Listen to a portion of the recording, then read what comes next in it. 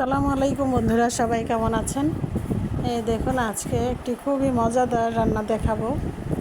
আমরা তো সবাই কম বেশি রান্না জানি, কিন্তু ভিডিও দেওয়ার জন্য তো একটু ভিডিও করতে হয়। একটু ধৈর্য সহকারে সবাই দেখবেন প্লিজ, অনুরোধ রইল সবাইকে।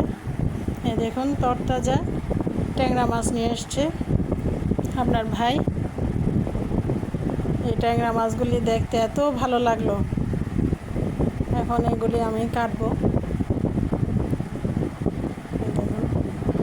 আমাদের গ্রামের বাড়ি, আমরা কিন্তু বাইরেই এগুলি কাটাকুটি করি। বাইরে কাটাকুটি করতে আমার ভালোই লাগে। তরতাজা মাছগুলি কাটতেও ভালো লাগে। তো আমার এই ভিডিওটা কে কোন জায়গা থেকে আপনারা দেখছেন সবাই একটু কমেন্ট করে জানাবেন, আর কেমন হলো তাও জানাবেন। এই দেখুন, আমি এভাবে কেটে নিচ্ছি। অনেকে ঝামেলার কারণে কিন্তু গুঁড়া মাছ খেতে চায় না, ছোট মাছ। আমার অবশ্য ভালোই লাগে ছোট মাছ খেতে। তাই কষ্ট হলো, মজার জিনিস, একটু কষ্ট তো হবেই। আর সবগুলিতে দেখেন ডিমে ভরপুর। ট্যাংরা মাছগুলি সবগুলিতে ডিমে ভরপুর। তো আমার এই রান্নার ভিডিওগুলো যদি আপনাদের ভালো লেগে থাকে তাহলে লাইক, কমেন্ট, শেয়ার করে আমার পাশেই থাকবেন। এই দেখুন, আমি পুকুরে নিয়ে এসেছি। পুকুরে কিন্তু মাছ টাছ ধুতে খুবই ভালো লাগে।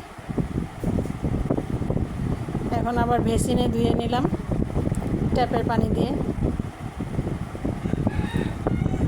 তো এগুলি আমি আবার ছোট ছোট প্যাকেট করে রেখে দিচ্ছি, কারণ সবগুলো তো আর একসাথে খাওয়া হবে না, মানুষ কম। তো যদি আপনাদের ভালো লেগে থাকে, ফেসবুক থেকে দেখলে লাইক, কমেন্ট, শেয়ার করে ফলো দিয়ে আমার পাশে থাকবেন। আর যদি ইউটিউব থেকে দেখেন তাহলে লাইক, কমেন্ট, সাবস্ক্রাইব করে আমার পাশে থাকবেন। এই দেখুন, এই মাছটাকে আমি কষিয়ে রান্না করেছি, আজকে ভাজে করে রান্না করব না।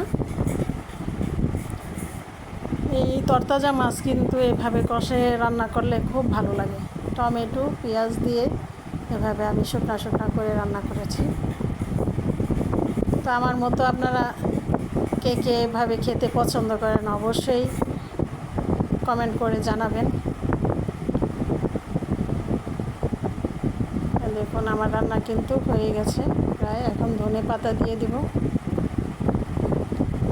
ধনে পাতাটা দেওয়াতে এত সুন্দর একটি ঘ্রাণ এসেছে, খুব ভালো লাগে।